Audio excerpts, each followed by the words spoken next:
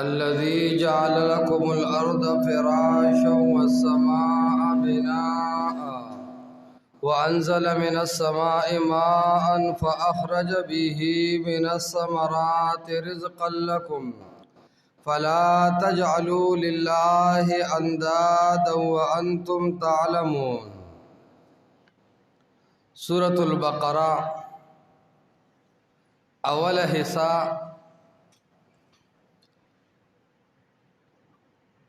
اغا شروع دویم باب دا مسئلہ توحید ذکر کئی چی دا اول حصے اہم موضوع دا او دعوی اہو اعبدو ربکم بندگی خاص کے دا رب اخپل لرا اور پدے باندے پنز دلائل ذکر کول چی اعبدو ربکم بندگی دا اخپل رب لرا خاص کے اور بید اللہ نا دبل ہچا بندگی مکوے زکا چھ بید اللہ نستاسو سوک حاجت پورا کون کے نشتا اور بید اللہ نا سوک ستاسو مشکل سر کون کے نشتا نو پنز دلائل ذکر کرو الذی خلقکم پیدا کون کے ستاسو اللہ دے نو چھ پیدا کون کے مو اللہ دے نو عبادتم صرف دا یو اللہ ہو کے بید اللہ نا دا بلچا عبادت مکوے اور بیا اللہ فرمائی والذین من قبلکم ستاسو مشران و ستاسو مخکنی خلق اغم ما پیدا کری دی کله چې اغم الله پیدا کړی دي نو الله فرمایي صرف زما عبادتو کې او څوک زما سره مشرک وي. دا اوس بل دلیل ذکر کوي الذي جعل لكم الارض فراشا الذي الله غزاد دې جعل چې پیدا کړی دی دغه الله لکم استاذ د پارا الارض لکم لانتفاعکم لام جارہ کل دا انتفاع دا فارم رازی شرم تعمیل کے براشی لکم ستاسر فیدو دا پارا الارض اسمکی لرا فراشا فرشو جعلت دو مفول غالی گنا غالی قلوبنا والسماؤ پیدا کرے دے اللہ آسمان لرا عطف دکنا مخکنے فعل بروگا سے وخلق اللہ السماء یا وجعل السماء بناء او جوڑ کڑے دے آسمان لرا بنان چاہتو دا اللہ غخپل نعمتون شماری خواہ اللہ فرمائی شرک مکوا دا پدی باب کی اصل معنی و مفہوم پروت دے او اصل کی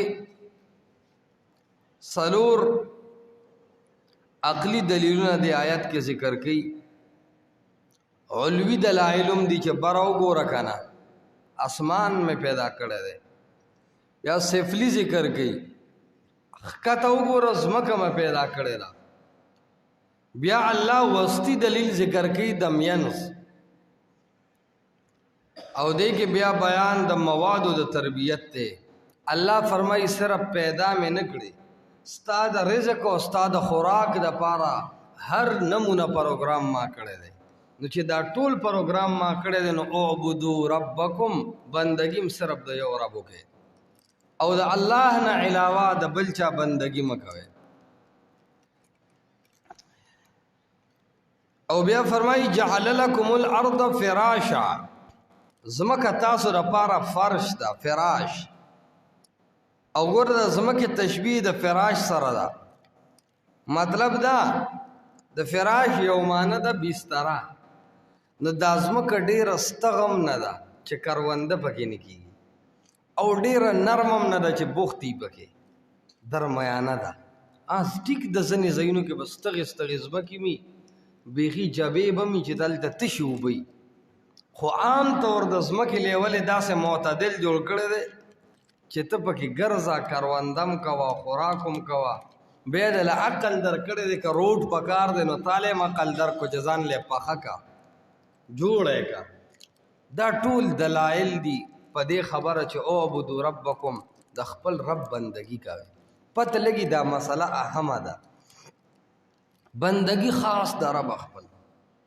دا خبره د تبلیغیان کې ډېره په ساده ټکو کې چې الله نه کېږي مخلوق نه کېږي خو د دې به وضاحت کې دا مخلوق څوک دی او څه ستې نه کېږي چې دا وضاحت نو بیا پته نه لګي اور دا وضاحت دا د عالمانو کار عوام خو بس سمپل خبره کوي ساده نو هغه بیا په قرآن سره ډېره واضحه کېږي د توحید مسله ده په قرآن سره ډېر واضحه کېږي یو کس مانه تاسو کوي د درس قرآن غټه فایده څه ده مې چې درس قرآن دا خو اول خبره ده چې فایده وینو د درس قرآن به وي او د درس قرآن نه غټه فایده به د هیڅ نه وي خو ما وی د تجربې نه ثابت شوی فایده د الله د کتاب دا ده د درس قرآن د ویلو د ناستې غټه فایده دا ده چې درس قرآن سره د الله توحید او د الله یووالی زړه ته ورځي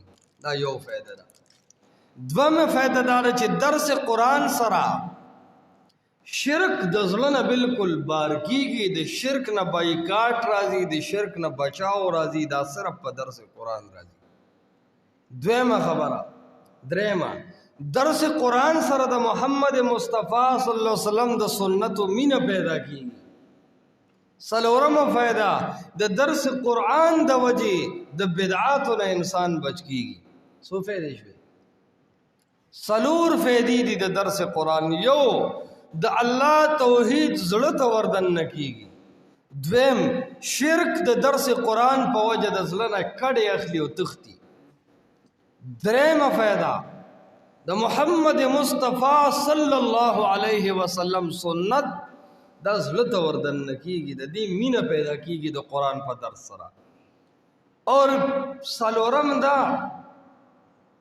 چې بدعاتونه به د زړه مړیږي ځکه کم ځای کې چې قرآن بیان شوی دی هلته توحید عام شوی دی کم ځای چې قرآن بیان شوی دی هلته شرک ختم شوی دی کم ځای چې قرآن بیان شوی دی هلته سنت عام شوي دي کم ځای چې قرآن بیان شوی دی د هغه ځای نه الله سبحانه وتعالی بدعات ختم کړي دي ډېره لویه فایده د الله د کتاب په درس سره کېږي نو دا الله هغې ته رد کوي بني اسرائیلو کې داسې خلک وو چې هغوی به د غوا عبادت کو سخي کې کاڼي او شګه اچولې وه او هوا سره به هغه پرینګار کو د سخي نه وروره یو لوی زیارت جوړ شوی و دا ښځې به راتلې او کاڼي به بزان مګل او په سخي به یې لاس راښکل او ښکلو به وي دا حاجات پوره کوونکی دی سوچ کوه نو داسې ګمراهه قومونه تیر شوي دي ښه انبیا علیه السلام به چې رالل قوم به رب مکمل پرېښی و د سخي په عبادت باندې شروع شوي نو الله په هغې باندې رد کوي چې نه اعبدوا ربکم د غوا عبادت پرېږدی د رب عبادت شروع کړئ اعبدوا ربکم د فیر او د درګاه او د قبر دا عبادتونه به پرېږدی اعبدوا ربکم عبادت به صرف او صرف د رب کې نو په هغې دغه دلایل ذکر کړه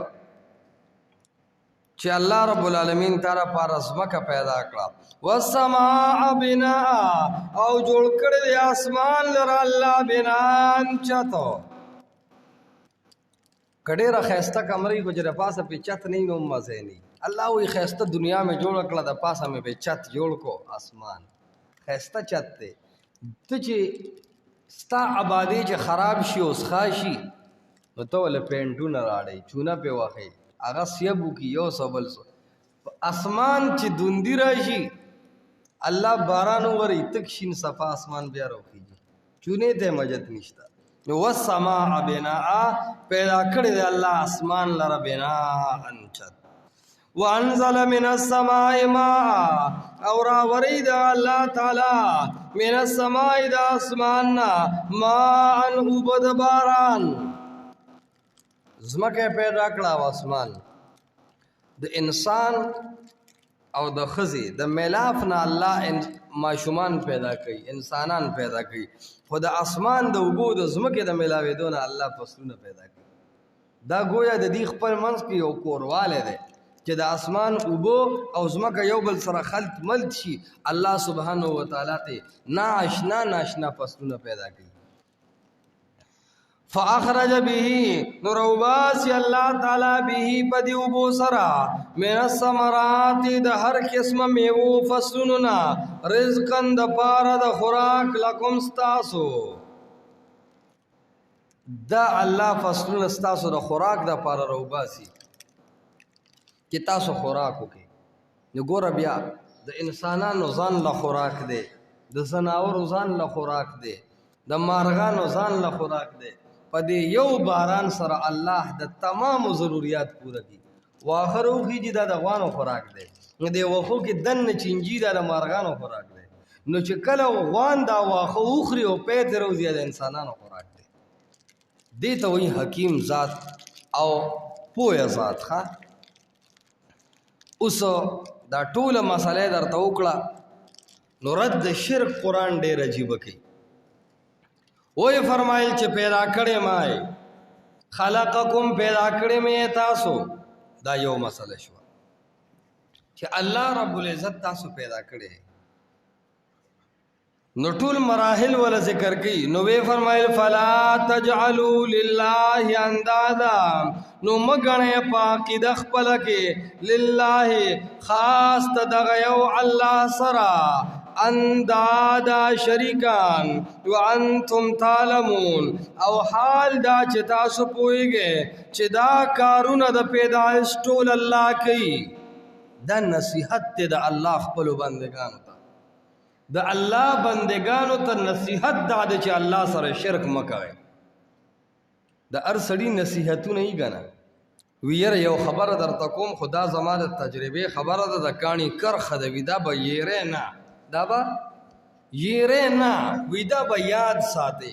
نو الله سبحانه وتعالی وی چې یو خبره یاد ساته، دنیا کې چې جون تیرے د رب د طرف نه دا نصیحت ته دعوت خاصه ده امت مسلمه ته چې فلا تجعلوا لله اندادا، مگر زوی او مګنه په خپل عقیدو کې لله خاص دغه یو الله سره اندادن شریکان، الله سره به شریک نه ګرځي. تباہی د انسان د دې نه شروع کیږي چې دا انسان د الله سره شریک وګرځي. ند عالمان وی اصل کې برابر مخالف ته وی، ها چې برابرۍ خو مخالفي، یعنی چې ته الله هم حاجت روا غاڼې خو پیر بابا هم حاجت روا وګاڼې چې دیم حاجتونه پوره کوي. د قبر خوره کې او د قبر مالګه کې کمال شتا، د قبر شمه کې او بشال کې او د قبر سره خوا کې پدې غونو کې او پدې کانو کې او دې زنګوګانو له جوړو ورکولو کې څه کمال شتا. دې ته وي د رب سره برابر اولخه، خو مخالف دی کنه. رب دی، خالق دی، او پیر بابا مخلوق دی. نو خالق او مخلوق یو شي کېدی شي نشي کېدی. نو الله فرمایي فلا تجعلوا لله اندادا، او دلته مراد د دینه برابر مخالف نه دی، مطلق شریک دی. بیا عام امانت واخلا، کبوتانی که روح وی، مطلب دا زی روح عقل والی. او علماء وی دا عام طور په ناکار عالمانو پیرانو کې استعمالی کی چې دا به د رب سره نه شریکه، د دې خبره به د رب خبره سره تعالی برابر وړه راخلا، که برابر نه و د رب خبره والے او د پیر او د استاد او د عالم خبره به پرې دی. ځکه د پیر د عالم او د استاد نه لوی حاکم ذات څوک دی؟ الله دی. نو اول د الله خبره ده او د الله د پیغمبر خبره ده، رستو بیا د خلکو خبرې دي. فلا تجعلوا لله اندادا، مګنه په خپل عقیده کې د الله سره اندادن شریکانو لرا. مد مقابل بد الله رب العالمین څوک نه ذکر کې. یہ خطبو کې د عالمان وی لا ضد له ولا ند له، د الله څوک برابر نشتا. نو ته خدا به الله وی زما برابر نشتا، او مشرکان وی چې دا شیخ عبدالقادر جیلانی د الله نم یو دوه ګوتې اوچت دی. سوچ کوه بریلیان اغي وی کار عالم کا مدبر بھی ہے شیخ عبدالقادر جیلانی. فتاوی رضویہ کی اعلی حضرت سے ذکر کړی دی ها ملفوظات کې امروړي دي. او کله کله وی چھوڑائے جس کو اللہ جسے پکڑے چھوڑائے گا محمد. اللہ جسے پکڑے چھوڑائے گا محمد. محمد جس کو پکڑے چھوڑا کوئی نہیں سکتا. وہی چی اللہ دیونی سی نوی پیغمبر علیہ السلام باندې اخلاص کی خوی چې پیغمبر علیہ السلام دیونی سی وی خدای دې نشي خلاص ولې. دا د دې شرک پرستا او قبر پرست خلق عقیده د الله وی نه دا خو دې ما سره شریک سکے ما نه دی موچت کو. ولم یکن له کفوا احد. ارټه مونږ کې نه وی الله ستا هیڅوک په دنیا کې برابر نشته تا ته اوچت کو. ویره خدای نه مې ډېر وخت زوی غوښته و نه راکاو وای دغلته کاکا صاحب ته لاړم لسل روپیا کرایي چې لاړم ویرانم زوی مې راشه الله زوی راکړي نه دا خو تا د خدای نه اوچت کو. الله وای ما سر برابر شریکوم مو جوړوا تا ته لا اوچت کو. او یاد ساته د مکې د مشرکانو نه اوسنی مشرک په بل روان دی ها. د مکی مشرکانو نه پیغمبر علیہ السلام چې تپوس کوي ومن یدبر الامر د دې عالم تدبیر څوک چلی څوک دی چې د ازمکه او اسمان پیدا کړی دی او شپه راولي ورځ راولي نور راولي باران اغي وی الله دې فسيقولون الله. او د نن زمانه مشرک وی کار عالم کا مدبر بھی ہے شیخ عبدالقادر جیلانی. دا شرک کې ډېر مخ کې تللی دی ښا. الله دې مونږ تاسو د شرک نه بچ کړي. دا شرک چې د وجود ته درغه دا سدا خلک وي د شوګر علاج نشته وای کنه وای پال پرهیز کو خو د شوګر علاج نشته چې د شرک په مرض مړ شو ستاره بخنی هیڅ علاج به نشته. نو د شرک نه بزان قدم په قدم باندې ساتي ځکه دا ډېر غلیظ ترینه مسله ده. اور مشهور خبره ده عبداللہ ابن مسعود رضی اللہ تعالیٰ عنہ وی ما د الله د پیغمبر نه تپوسو کو چې د ټولو نه لوی ګناه په دنیا کې کومه ده. د ټولو نه لوی ګناه په دنیا کې کومه ده. عبداللہ ابن مسعود د رسول الله نه تپوس کوي. لوی سړی دی کنه صحابي رسول دی. اور جواب ولا څوک ورکي محمد رسول الله صلی الله علیه وسلم. نو کم جواب چې محمد مصطفی ورکیا غلط کی دی شي نشي کېدی. پیغمبر علیہ السلام ورته فرمایي د ټول لوی ګناه دا د ان تجعل لله ندا وهو خلقك. ټول لوی ګناه دا چې ته الله سره شریک جوړ کی. ان تجعل لله ندا چې ته الله سره شریک جوړ کې وهو خلقک حال دا چې مدکې الله ته پیدا کړي نو کم ذات چې پیدا کړي هغه سره شریک جوړ کې دین لوی ګناه بل نشي کېدی. چې د کم پلار د انسان پیدای هغه پلار تربیتو کې او بیا پلار ته وي چې زستانه نه پیدا زه خو د بل سړی نه پیدا یم د دې پلار پیړی چوي کنه چوي بلکې وجنی چې خطه داسې دوسو هاته داسې کمزورې خبرې کې نو دا کم سړی چې رب تخپل حاجات نه پیش کړي او یو درگاه یو پیر او فقیر ته پیش کړي د دې خدا مطلب دی چې اے رب زما خالق ته نه دا درگاه ده. نو پیغمبر علیہ السلام فرمایي ټول نه لوی ګناه دادا ان تجعل لله ندا چې ته الله سره شریک جوړ کې وهو خلقک حال دا چې مدک الله ته پیدا کړي. نو دی آیاتونو کې الله فرمایي الذي خلقکم والذین من قبلکم. الله وی پیدا کړي مای جعل لكم الارض فراشا زمکه تعالی ما پیدا کړه وانزل من السماء ماء وبزرا ورم خوراک زدر کوم فصلونه زدر کوم. نو چې خوراک زدر کوم فصلونه زدر کوم نو عبدوا ربکم بندگی خاص کې در رب خپل ته بيد رب نه د بلچا بندگی مکوي بيد رب نه د بلچا بندگی مکوي. دا اهم دعوت ده. خلک وی چرګ زما یې وګې بل کراچي، الله وی خوراک زدر کوم، باران زدر وروم، زمکه ما پیدا کړي، اسمان ما پیدا کړي، عبادت د بل چا کوي. نو ځکه پیغمبر علیه السلام فرمایل دا د ټولو نه لوی ګناه دی. بهر حال پکار دادا ګور د صحابه په دې غلطو کې مونږ ته ډېر لوی تعلیم دی. کله که یو باندې چی راغله دی اور اگر نه خطائی شوی دا الله پاغه کې نیم دین مونږ ته خولې دی. یو صحابي راضي او پیغمبر علیه الصلاۃ والسلام ته ما شاء الله و ما شئت، هغه سبکیږي چې الله وغواړي او ته وغواړي، هغه سبکیږي چې د الله خوښ شي، و ما شئت او سستا خوښي، یعنی ستاو د الله خوښه به چلیږي. د الله د پیغمبر رګ مبارک د غصې نه سور شو او وی فرمایل چې دا څنګه کلمه دی وې، انتهایی ګنده او کمزوري الفاظ دی وې، اجعلتنی لله ندا، تا خو زه د الله سره شریک کړم. داسې وایه قل ما شاء الله وحده، کیږي به هغه څه کوم چې د الله خوښوي. اختیار صرف د یو الله چلیږي، اختیار نه د محمد رسول الله صلی الله علیه وسلم چلیږي، اور نه د ولی چلیږي، نه د پیر چلیږي، نه د فقیر چلیږي، نه د ځوان چلیږي، نه د بوډا چلیږي. اختیار د چا چلیږي؟ د یو الله. نو پیغمبر علیه السلام ته فرمایي قل ما شاء الله وحده، هغه څه کیږي چې صرف د یو رب خوښ شي.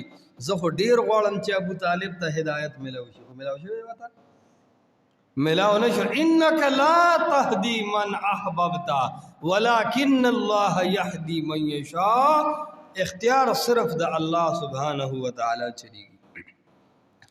نو دی آیاتونو کې د توحید دو پهلو بیان کړي، یو توحید دی د عقیده او یو توحید دی د عمل. توحید عملی خدا دے چې صرف د الله بندگی کوا، صرف د الله بندگی کوا. اعبدوا ربکم دیتا وی توحید عملی. او فلا تجعلوا لله اندادا دیتا وی توحید نظری. یو عالم تیر شوی دی، وفات شوی دی، الله دې وبخي، ډاکټر اسرار صاحب تفسیر لیکل دی ډېر ښکلی بیان القرآن. هغه دلته وی توحید دو اقسام دلته بیان دي، یو توحید نظری، توحید عملی. دواړه الله ذکر کړو. عمل هم د الله د یووالي کا، عقیده هم د الله سبحانه و تعالی د یووالي. الذي جعل لكم الارض فراشا، الله غزاد چې پیدا کړی د تاسو لرا الارض زمک لرا فراشن فرشو، والسما جوړ کړی د اسمان لرا بنا انچتو، وانزل او راوری د الله من السماء د بر طرف نما نوب د باران، فاخرجن روباسی الله به بدی ابو سرا من الثمرات د فصلنا رزقا خوراک لرا لکم ستاسو د بارا. فلا تجعلوا نو مګنه پخپل عقیده کې لله خاص د یو الله سرا انداد نور شریکان وانتم تعلمون، یو تاسو پوهیږئ چې دا ټول کارونه الله کوي. وانتم تعلمون، تاسو پوهیږئ چې ځمکه اسمانونه بارانونه دا ټول د رب العالمین کارونه دي. نو چې دا کارونه به د رب نه بل څوک نشي کولی، نو ستا حاجات هم به د رب نه بل څوک نشي پوره کولی.